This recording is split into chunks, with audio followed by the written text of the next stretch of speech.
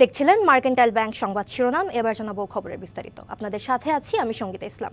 Rajshahi city কর্পোরেশনের ঠিকাদাররা টেন্ডারে কাজ পেয়ে বিক্রি করে দেন সাব ঠিকাদারের কাছে। এটা যেমন অবৈধ, তেমনি কাজের মান নিয়েও থাকে প্রশ্ন।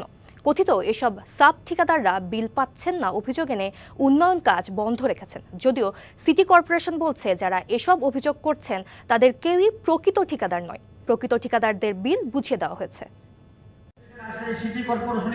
গত কয়েকদিন ধরে সিটি কর্পোরেশন বিল দিচ্ছে না এমন অভিযোগ এনে উন্নয়ন কাজ বন্ধ রাখার ঘোষণা দিচ্ছেন কতিপয় ঠিকাদার। গেল বৃহস্পতিবার ১৩ জন সাবকন্ট্রাক্টর রাস্তায় মানববন্ধন করে উন্নয়ন কাজ বন্ধের ঘোষণা দেয়। হঠাৎ সচিব সাহেব আসার পর আমাদেরকে বিশেষভাবে অন্যায়ভাবে হয়রানি করছে। আমরা কাজ করে 100% কাজ করার পরও বিভিন্ন ধরনের বিভ্রান্তমূলক নোট দিয়ে ফাইলটা বন্ধ রাখছে। আমাদের বিলটা কোনো কারণ ছাড়াই 2 মাস, 2.5 মাস, 3 মাস ধরে হোল্ড করে রেখেছে। ফান্ডও আছে।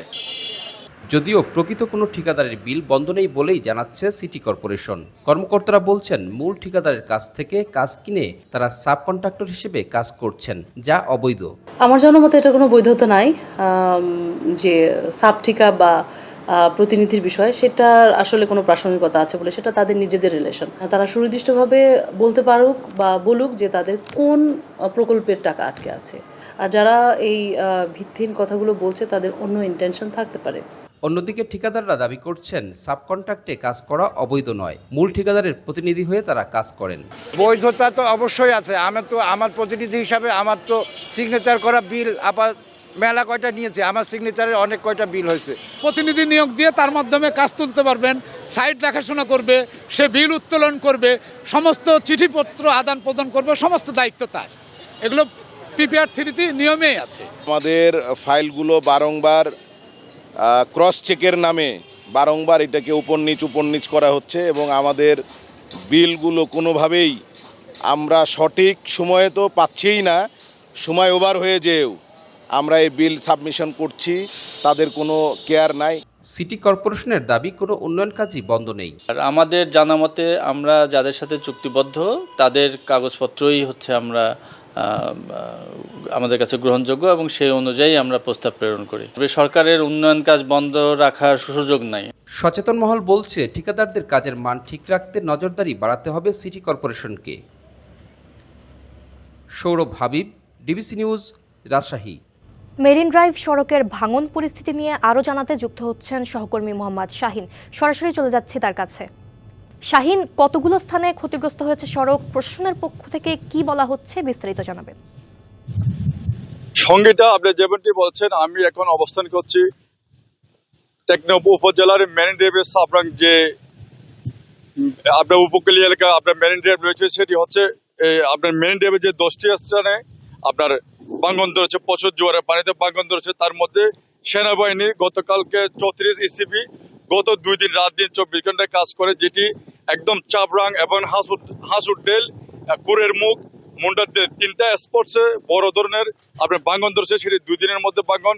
তারা 6টি স্থান একদম আপনার জিওবাগ এবং বালি দিয়ে ভরাট করেছে। আর 4টি স্থান রয়েছে, সেটি আজকে নাগাদ সেটি আমাদের শেষ হবে বলে এখানে যে দায়িত্বপ্রাপ্ত সেনাবাহিনীর যে কর্মকর্তা রয়েছে, পরিচালক, তিনি আমাকে জানিয়েছেন। যে আমি এখানকার স্থানীয়দের সাথে কথা বলেছি, তারা আমাকে যেমনটা জানিয়েছেন যে প্রতি বছর একটা জোয়ার এবং বর্ষা আসলে এই বাঁধটা বিভিন্ন স্পট যে ভেঙে যায়। তারা যে সন্দিহায় রয়েছে, এটা তারা প্রশাসনের কাছে তারা এটি একটি স্থানীয় এবং বাঁধ নির্মাণের জন্য আমাদেরকে তারা জানিয়েছেন।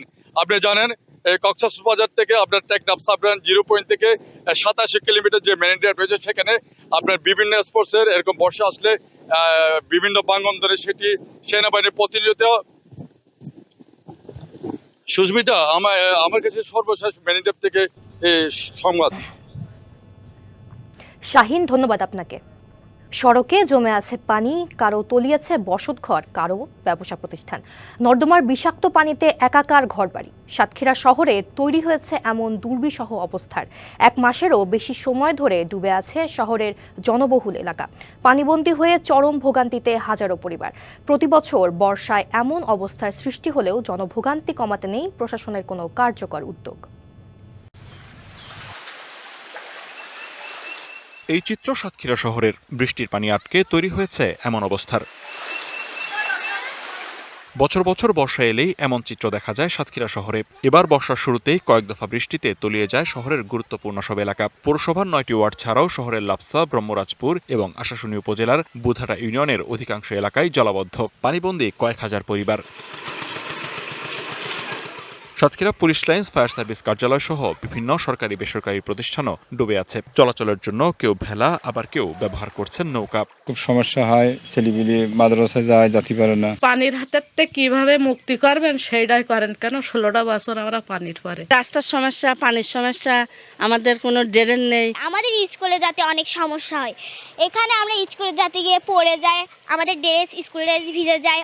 অপরিকল্পিত মৎস্যঘের দখল আর অপ্রতুল ড্রেনেজ ব্যবস্থায় এ পরিস্থিতি, এমনটাই বলছেন বাসিন্দারা। তাদের অভিযোগ, জলাবদ্ধতা নিরসনে কোনো ব্যবস্থাই নেয়নি প্রশাসন। প্রতিনিয়ত এই পৌরসভার ভ্যাট ট্যাক্স সবই দেয়, কিন্তু পৌরসভার যে সকল সুবিধাগুলো রয়েছে এই সুবিধাগুলো তো ভোগ করা তো দূরে থাক, প্রতিনিয়তই কিন্তু দুর্ভোগের শিকার হয়। প্রশাসন লেভেল থেকে কেউ আমাদের সহানুভূতি করে না, এগুলো নিষ্কাশনের কোনো ব্যবস্থা করে না। তবে জলাবদ্ধতার কারণ চিহ্নিত করে পানি নিষ্কাশনের উদ্যোগের আশ্বাস প্রশাসনের। যে জায়গা থেকে অভিযোগ পাচ্ছি বা এরকম সমস্যা পাচ্ছি যে জলাবদ্ধতা সৃষ্টি হচ্ছে বা হয়েছে, তার সমাধানে আমরা কাজ করছি। কোথাও যদি এরকম ত্রাণের দরকার পড়ে আমরা সেখানে সর্বোচ্চ ব্যবস্থা করব। শুধু আশ্বাস নয়, সমস্যার সমাধানে দ্রুত কার্যকর পদক্ষেপ দেখতে চান বাসিন্দারা। DBC news desk. বিগত আওয়ামী লীগ সরকারের সাবেক সংসদ সদস্যদের জন্য শুল্কমুক্ত সুবিধায় আনা বিলাসবহুল 24টি গাড়ি নিয়ে বেকায়দায় পড়েছে জাতীয় রাজস্ব বোর্ড। একাধিকবার বৈঠক করেও গাড়িগুলোর ব্যাপারে করণীয় ঠিক করতে পারেনি এনবিআর। অচলাবস্থা নিরসনে সারসংক্ষেপ পাঠানো হয়েছে উপদেষ্টা পরিষদে। চট্টগ্রাম বন্দরের কার শেডে পড়ে থাকা সাবেক এমপিদের বিলাসবহুল 24টি গাড়ি যেন এখন কাস্টমসের গলার কাটা। চলতি বছরের 28শে জানুয়ারি এসব গাড়ি তোলা হয় নিলামে। এগুলোর মধ্যে 10টির বিট পড়েনি, বাকি 14টি গাড়ি ভেদে দাম উঠে সর্বনিম্ন 1 লাখ থেকে সর্বোচ্চ 3 কোটি 10 লাখ টাকা। গাড়িগুলো দ্বিতীয় দফা নিলামে না তুলে রাজস্ব ঝুঁকি ও আইনি বাধ্যবাধকতার কথা জানিয়ে গত 11 মার্চ এনবিআরকে চিঠি দিয়ে দিক নির্দেশনা চেয়েছে চট্টগ্রাম কাস্টমস। গেল বুধবার এক সভায় গাড়িগুলোর ব্যাপারে এনবিআর কোনো সিদ্ধান্ত দিতে না পারায় সারসংক্ষেপ পাঠানো হয় উপদেষ্টা পরিষদে। কিছু বিকল্প চিন্তা করছি, যেমন আমাদেরকে কোনো সরকারি সংস্থা অফার করেছে, ওনারা 60% প্রাইসে এটা নিতে চায়। যদি আমরা উপযুক্ত দাম না পাই, তাহলে এর আরও ভালো ব্যবহার কিভাবে করা যায় সেটা আমরা সরকারের ঊর্ধ্বতন মহলের সাথে আলোচনা করে আমরা একটা নীতিগত সিদ্ধান্ত নিয়ে এগুলোকে ব্যবহার করব। ডেফিনেটলি আমরা এগুলোকে রোদে পড়ে আর কি বলে ওই যে বছরের পর বছর ফেলে এক্সকেপ করার পক্ষে না। বন্দরের শেডে দীর্ঘদিন পড়ে থাকায় গাড়িগুলোর অবস্থা ক্রমশ খারাপ হচ্ছে, যা সরকারের জন্য রাজস্ব ক্ষতি ও রাষ্ট্রীয় সম্পদের অপচয়ের ঝুঁকি তৈরি করছে মনে করছেন নিলাম ব্যবসায়ীরা। আর গাড়ি আমদানিকারকরা বলছেন নিলাম প্রক্রিয়া সংস্কারের কথা। তো অত দাম দিয়ে গাড়ি বাজারে বিক্রি হবে না। এই গাড়ি সর্বোচ্চ বাজারে বিক্রি হবে 3 থেকে 3.5 কোটি টাকা। গভর্নমেন্ট সংস্থাকে দিয়ে যদি 60%ও কভার করতে পারে তাহলে ওয়েল, কিন্তু নিলামে বিক্রি করে এটা সম্ভব না। পুরানো যে নিলাম পদ্ধতি, সেই নিলাম পদ্ধতির সংস্কার চাইতেছি আমরা। যেহেতু উনি বিষয়টা বুঝছেন, আমাদের এনবিআর চেয়ারম্যান সাহেব, ওনার কাছে আমাদের দাবি হচ্ছে আপনি আজীবনের জন্য এনবিআর থেকে এটার সংস্কারের একটা পদক্ষেপ নেওয়া উচিত। 3346 সিসির ল্যান্ড ক্লুজার গাড়িগুলো সাবেক সংসদ সদস্যরা 95 লাখ থেকে 1 কোটি টাকা পরিশোধ করে বিদেশ থেকে আমদানি করে। নিলামে প্রতিটির সংরক্ষিত মূল্য নির্ধারণ করা হয় 9 কোটি 67 লাখ টাকা। মাসুদুল হক, ডিবিসি নিউজ, চট্টগ্রাম। একাডেমিক ভবন সহ নানা সংকটে আক্রান্ত চাঁদপুর বাক ও শ্রবণ প্রতিবন্ধী বিদ্যালয়টি। 4.5 একরের ক্যাম্পাসে নেই কোনো খেলার মাঠ। ঝুঁকিপূর্ণ সড়ক দিয়ে ক্লাস করতে যেতে হয় পাশের শিশু পরিবারের জরাজীর্ণ ভবনে। বিশেষ চাহিদা সম্পন্ন শিশুদের দেখাশোনার জন্য নেই নার্স। শিক্ষক সহ অন্যান্য জনবলেরও তীব্র সংকট। শ্রবণ ও বাক প্রতিবন্ধী শিশুদের জন্য 1964 সালে চাঁদপুরে প্রতিষ্ঠিত হয় বিশেষ এই শিক্ষা প্রতিষ্ঠানটি। 100 জনের আবাসনের ব্যবস্থা থাকলেও নানা সংকটে অধ্যয়ন করছে 55 শিক্ষার্থী। প্রতিষ্ঠানটি চলছে নানা প্রতিবন্ধকতার মধ্য দিয়ে।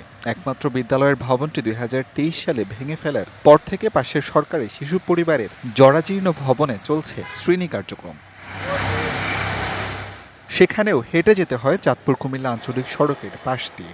শ্রবণ ও বাকশক্তি না থাকায় প্রতিনিয়ত থাকে দুর্ঘটনার আশঙ্কা। এখানে অবকাঠামো না থাকার কারণে, শ্রেণীকক্ষ না থাকার কারণে বর্তমানে তাদের লেখাপড়া খুবই বাধাগ্রস্ত হচ্ছে। এই স্কুলে আসতে কুমিল্লা চাঁদপুর মহাসড়কের পাশ দিয়ে আসতে হয়।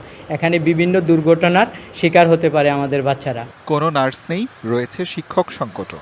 প্রতিষ্ঠানটিতে 22টি পদের বিপরীতে শূন্যপদ 13টি। দীর্ঘদিন যাবত এখানে কোনো একাডেমিক ভবন নেই, ফলে আমাদের শিক্ষা কার্যক্রম পার্শ্ববর্তী একটি প্রতিষ্ঠানে চলমান রয়েছে। এই বিষয়গুলো আমি আমার ঊর্ধ্বতন কর্তৃপক্ষের সাথে ইতিমধ্যে জানানো হয়েছে। নানা বাধায় বিশেষ চাহিদা সম্পন্ন এসব শিশুরা পাচ্ছে না মানসিক বিকাশের পরিবেশ। শিক্ষার্থী আছে, তাদের থাকার ভালো ব্যবস্থা নেই, ইভেন তাদের শিক্ষার যে পরিবেশ থাকার দরকার সেই শিক্ষার পরিবেশটি নেই, সেখানে কোনো স্কুল নেই। বিশেষ করে চাঁদপুরের শিক্ষা প্রতিষ্ঠানটি যেহেতু চট্টগ্রাম বিভাগে একমাত্র প্রতিষ্ঠান, অবকাঠামো উন্নয়ন করার জন্য আমি বিশেষভাবে প্রত্যাশা করছি। অবকাঠামো উন্নয়ন ও জনবল সংকট সমাধানে চাহিদাপত্র পাঠানো হয়েছে মন্ত্রণালয়ে। শিশু পরিবারে একটি টিন শেড ভবনে গিয়ে ওরা লেখাপড়ার ক্লাস চালায়, তো বিষয়টা আমি কর্তৃপক্ষের নজরে আনি এবং আমি অফিস ভবন এবং আপনার যে বিদ্যালয় ভবন, স্টাফ কোয়ার্টার ইত্যাদি সব মিলিয়ে কিন্তু আমি একটা প্রস্তাব পাঠিয়েছি। বিশেষ চাহিদা সম্পন্ন এসব শিশুর জীবনমান উন্নয়নে কার্যকর পদক্ষেপ নেবে সরকার, এমনটাই প্রত্যাশা সবার। DBC news desk. ডিবিসি দেশের সংবাদে এই ছিল এখনকার মতো। ডিবিসি নিউজের সংবাদগুলো পড়তে ভিজিট করুন dbcnews.tv আর ভিজিট করুন ডিবিসি নিউজের ফেসবুক পেজ এবং ইউটিউব চ্যানেল। সঙ্গে থাকুন।